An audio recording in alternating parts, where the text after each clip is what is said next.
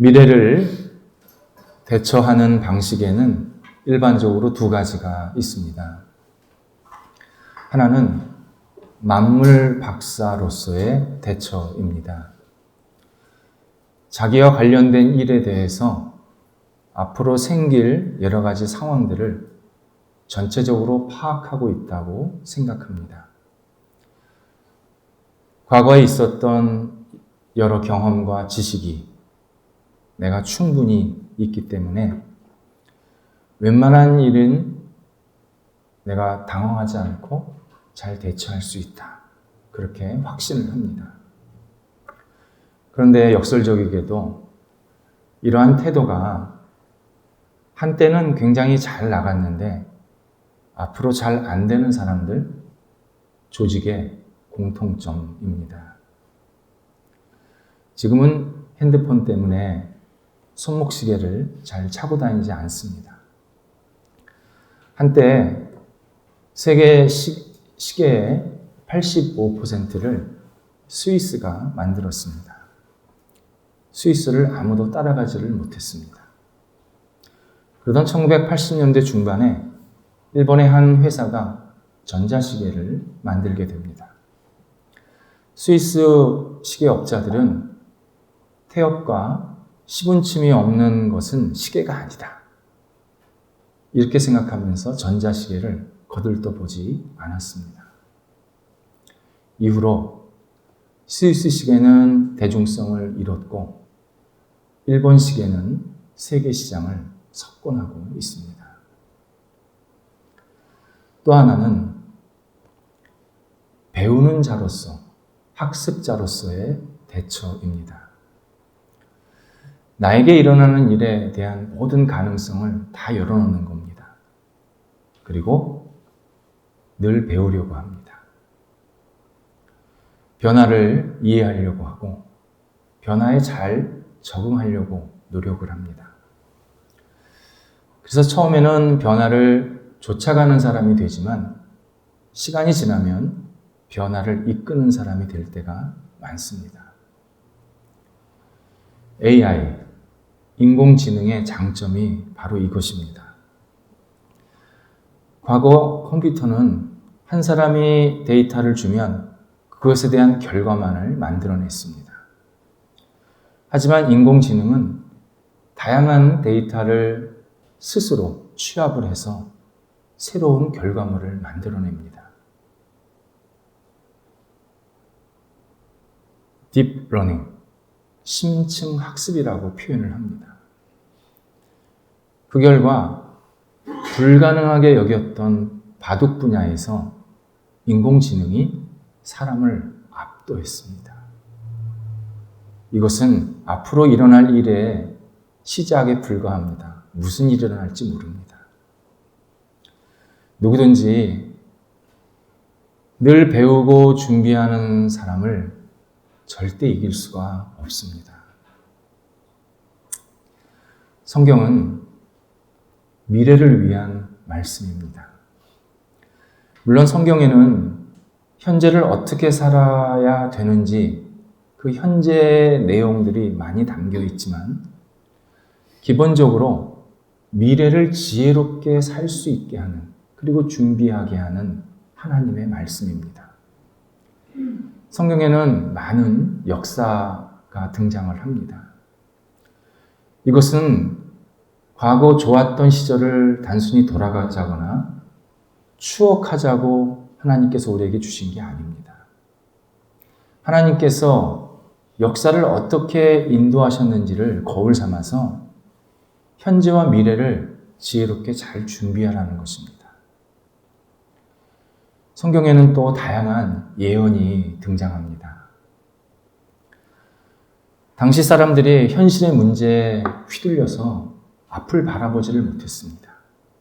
이때 하나님이 선지자들을 통해서 당신이 보여주시는 세계를 보기를 원하셨습니다. 그래야 현재의 문제도 넉넉하게 극복할 수 있다고 말씀을 하십니다.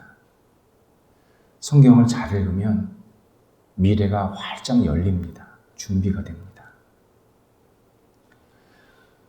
1절에서 바울이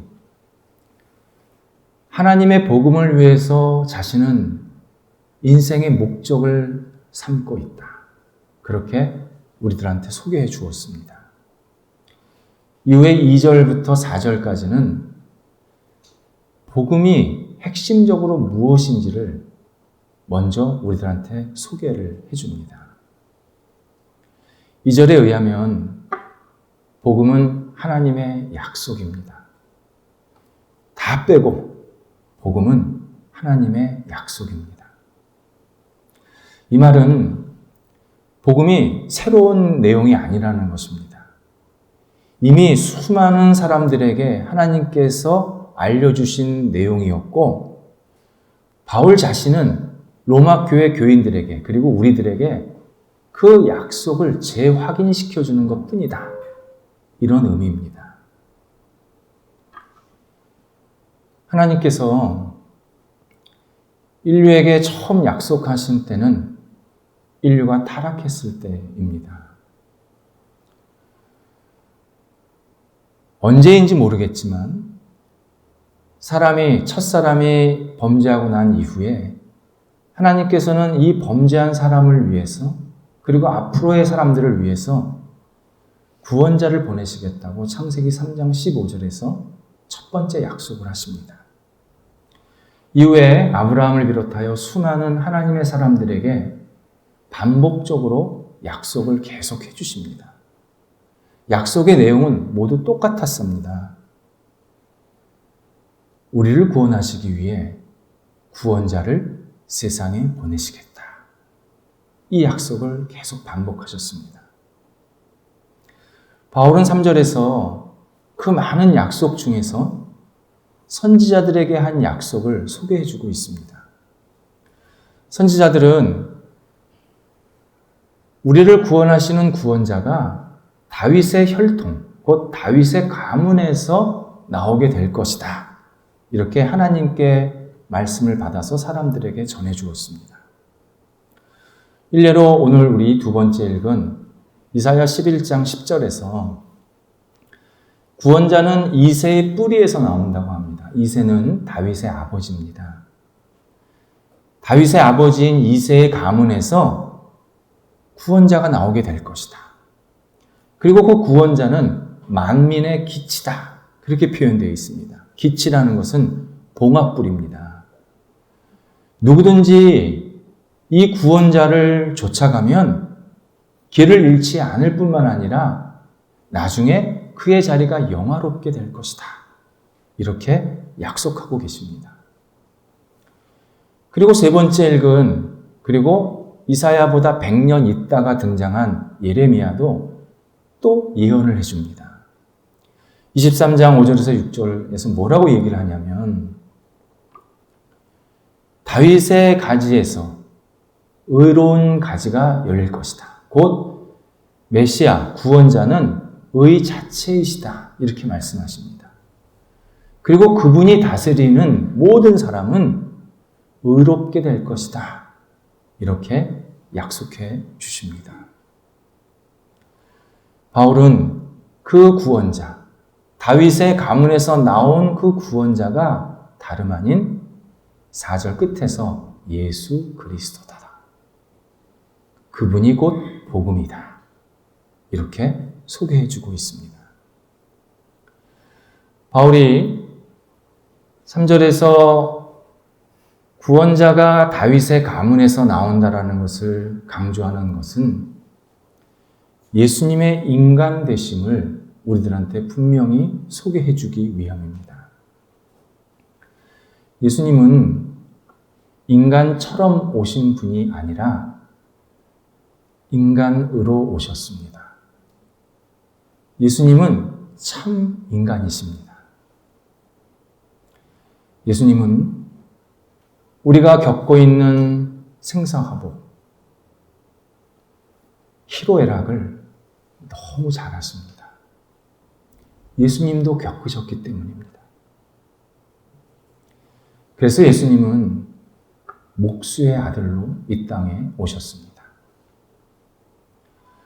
마가복음 6장에 의하면 예수님께서 고향 회당에서 사람들에게 말씀을 가르치시고 또 아픈 사람들을 치유하고 계셨습니다.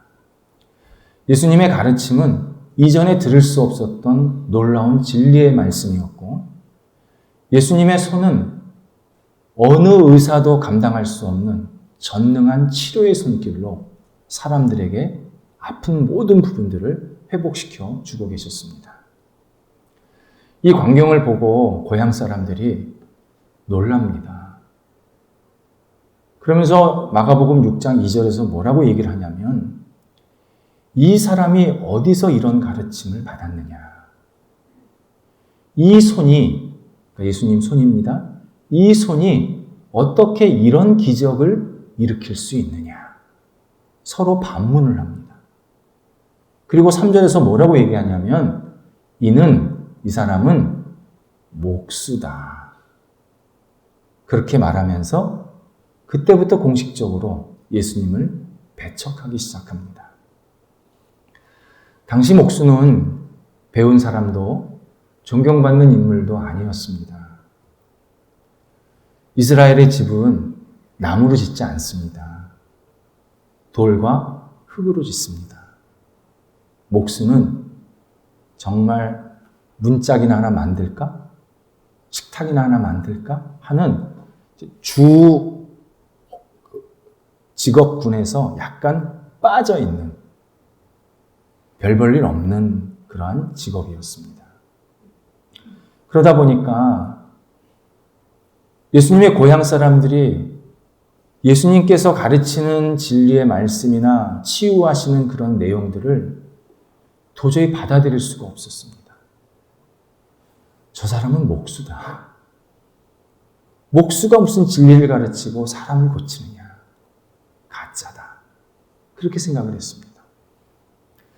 우리는 흔히 생각하기를 예수님께서 목수라 그러니까 그분은 그냥 명목상 목수였지 실제로 목수 일을 많이 하시지 않았을 거야. 제대로 하지 못하셨을 거야. 그렇게 생각하기를 좋아합니다. 정반대입니다.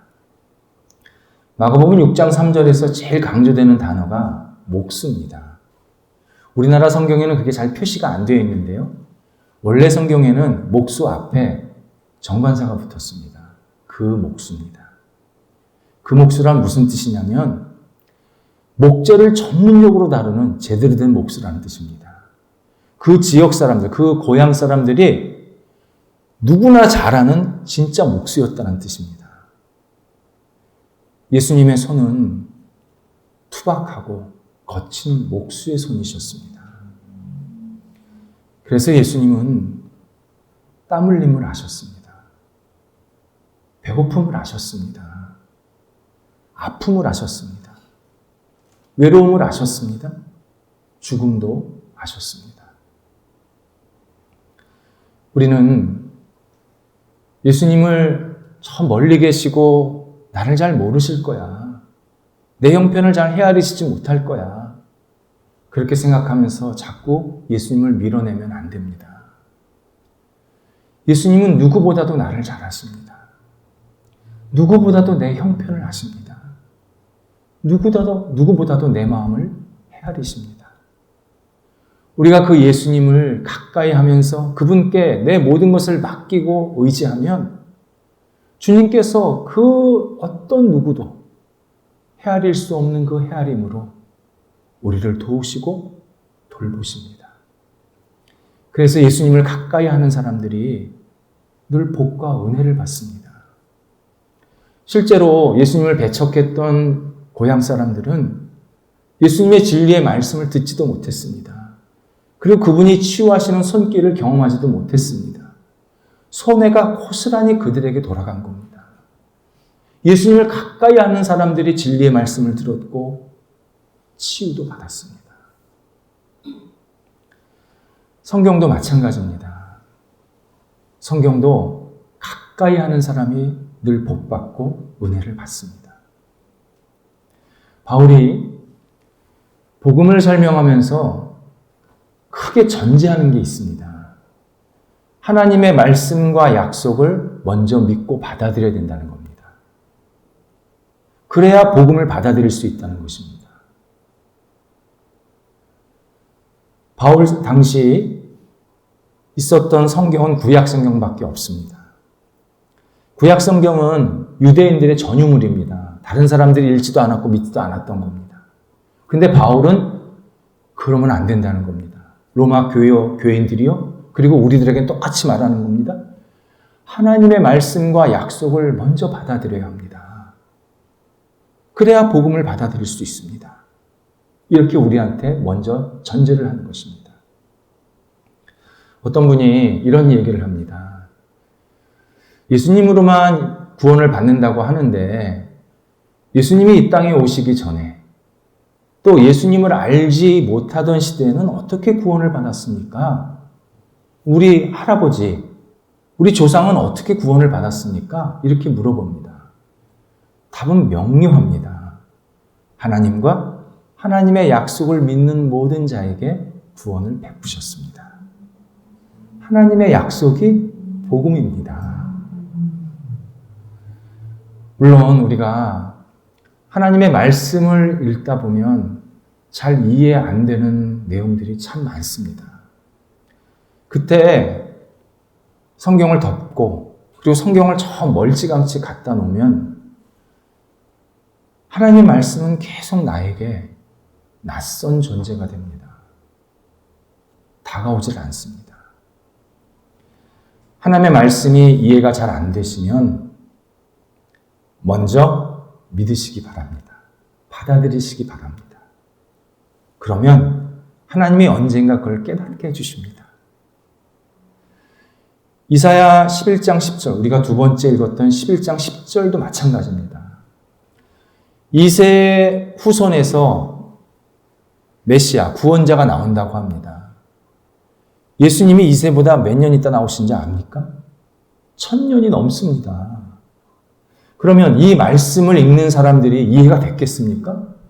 이새의 후손에서 구원자가 나온다는데 내가 3대, 4대인데 아직도 안 나와. 10대도 안 나와. 20대도 안 나와. 50대도 안 나와.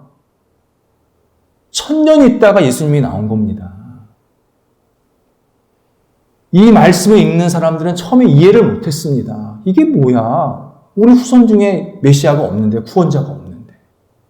그런데 그 말씀은 결국 나중에 이루어집니다. 믿고 받아들이는 사람이 깨닫고 복도 받는 겁니다. 설교도 마찬가지입니다. 설교를 전하는 사람은 목회자입니다. 사람입니다. 근데 그 설교를 준비하게 하시고 실제로 그 내용을 사람들에게 전달하시는 분은 하나님이십니다. 요즘 우리 시대에 너무 설교가 많이 들립니다. 영상을 통해서, 방송을 통해서 너무 많이 들립니다. 결코 바람직하지가 않습니다. 왠지 아십니까? 영적으로 굉장히 혼탁해졌습니다. 그래서 우리 시대 성도들은 그 어떤 시대 사람들보다 기도 많이 하면서 말씀 들어야 합니다. 핵심은 이겁니다. 내가 듣고 싶은 말씀을 듣는 게 아니라 들어야 할 말씀을 들어야 합니다. 그게 핵심입니다. 내가 취사 선택해서 말씀을 듣는 게 아니라 하나님께서 나에게 들려주시는 말씀을 들어야 합니다. 바울은 복음은 예수 그리스도지만 그 복음을 약속하신 하나님의 말씀을 먼저 내가 받아들여야 복음을 계속 받아들일 수 있다고 문을 그렇게 열어놓고 있습니다. 바울이 구원자이신 예수님을 참 인간으로 소개를 하는 동시에 하나님 되심, 그분은 진짜 하나님이셨다라는 것을 4절에서 또 한 번 강조를 합니다. 바울은 예수님이 성결의 영으로는 죽음과 부활을 하신 분이다. 이렇게 말을 하고 있습니다. 성결의 영이란 거룩하게 하는 영, 깨끗하게 하는 영, 곧 성령을 말씀합니다. 그러니까 성령으로 예수님께서 죽으시고 부활하셨다. 이런 의미입니다. 이 말은 예수님께서 부활하시고 죽으신 목적을 우리한테 설명해 주기 위함입니다. 모든 인간은 죄와 죽음의 감옥에서 갇혀서 삽니다. 그래서 굉장히 어둡게 살 수밖에 없는 존재입니다. 근데 성령께서 예수님을 십자가에 못 박고 또 부활케 하심으로 인해서 우리를 죄와 사망에서 감옥에서 헤쳐나올 수 있도록 만들어 주신 겁니다. 예수님이 죽고 부활하신 것은 결국 우리를 살리시고 우리를 죄 용서하시기 위함이라고 그렇게 바울은 설명하고 있는 것입니다.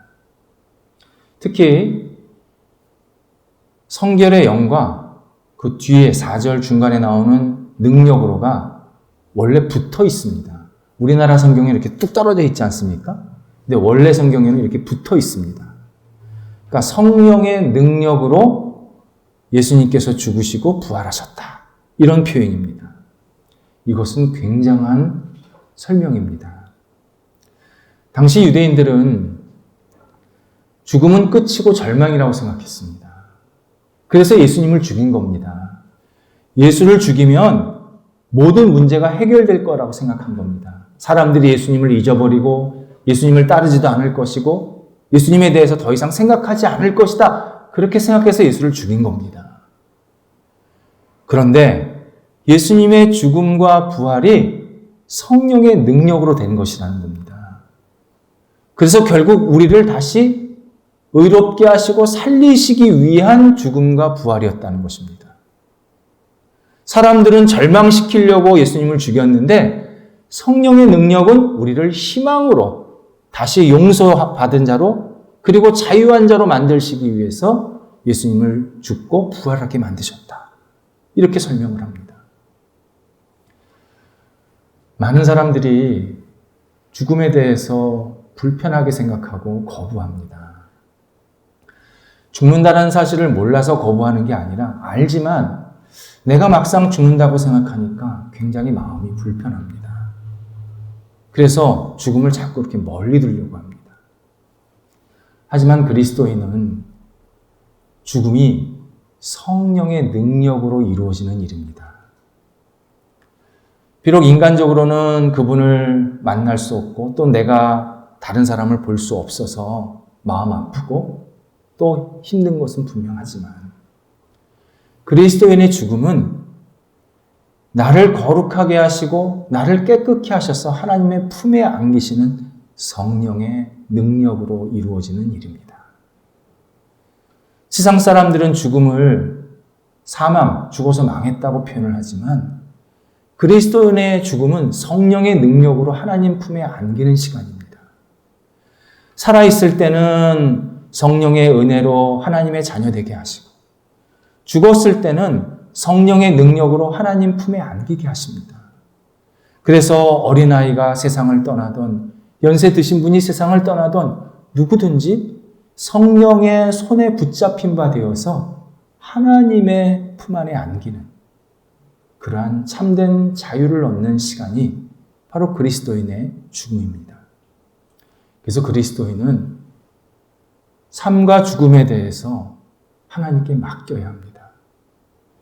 내 삶이, 내 죽음이 하나님의 성령의 능력으로 이루어지고 있음을 고백할 수 있어야 합니다.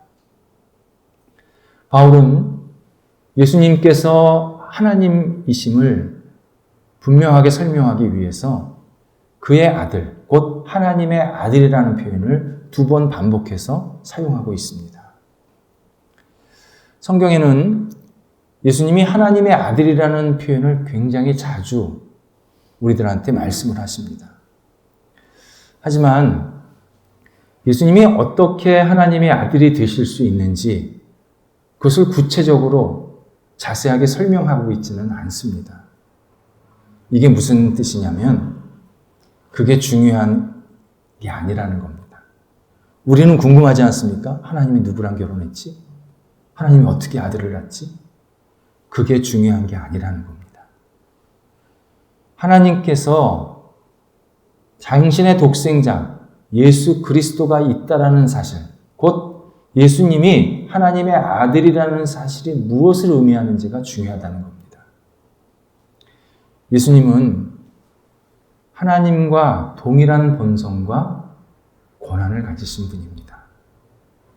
그리고 이 땅에 오시기 전에 영원 전서부터 하나님과 함께 존재하고 계셨다라는 뜻입니다. 그게 하나님의 아들입니다. 영원 전부터 존재하신 분이 우리를 구원하시겠다고 약속하신 그 약속을 지키기 위해서 시간과 공간 안으로 들어오신 겁니다. 그래서 기적이라는 것입니다.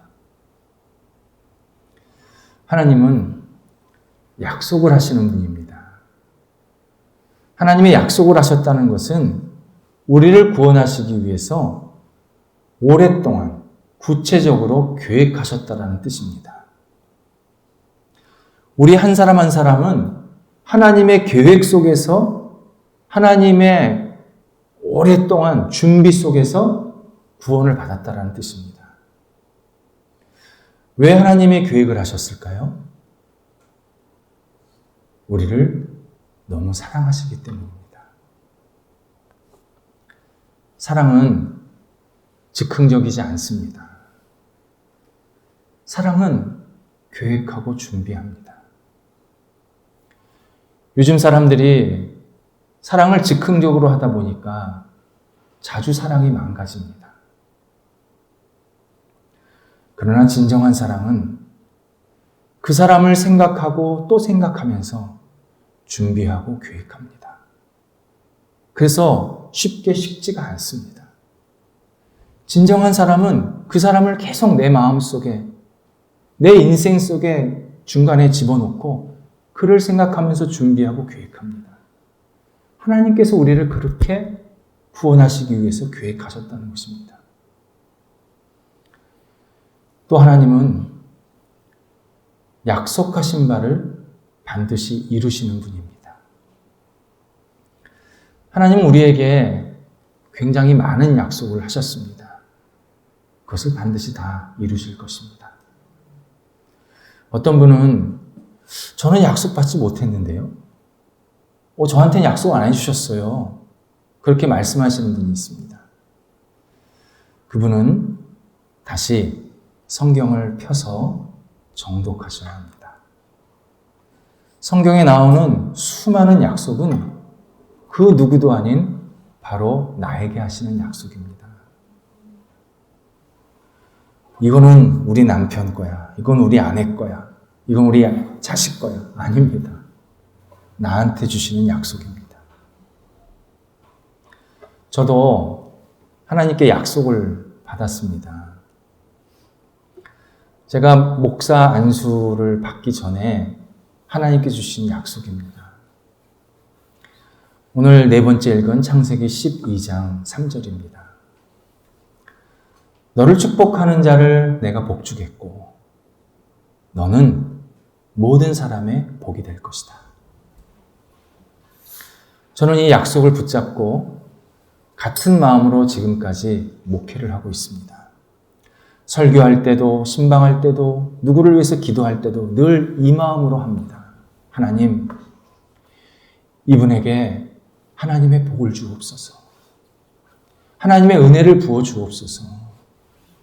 제게 주시는 것보다 더 많은 저에게 주실 복과 은혜를 이분에게 주시옵소서. 그래서 이분이 충만한 복과 은혜를 갖고 살게 하여 주옵소서. 하나님께서 주셨음을 깨닫게 해주시고 하나님을 정말 올바르게 잘 섬기고 믿게 해주옵소서. 이런 마음으로 늘 중보기도 하고 설교하고 목회를 하고 있습니다.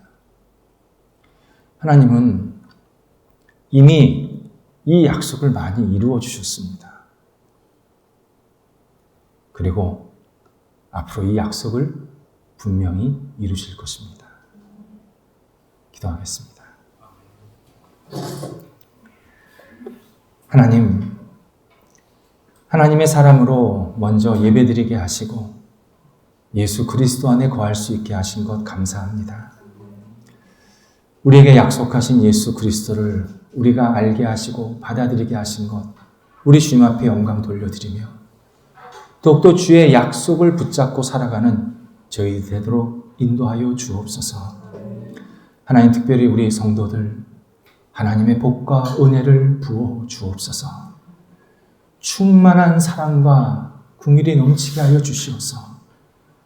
부족한 종이 받는 것보다 우리 성도들이 받는 복과 은혜가 더 크고 깊어지게 하여 주시옵시고, 하나님의 사람으로 세상 속에서 하나님을 아름답게 섬겨나가기에 부족함이 없도록 크신 은총을 허락하여 주시옵소서.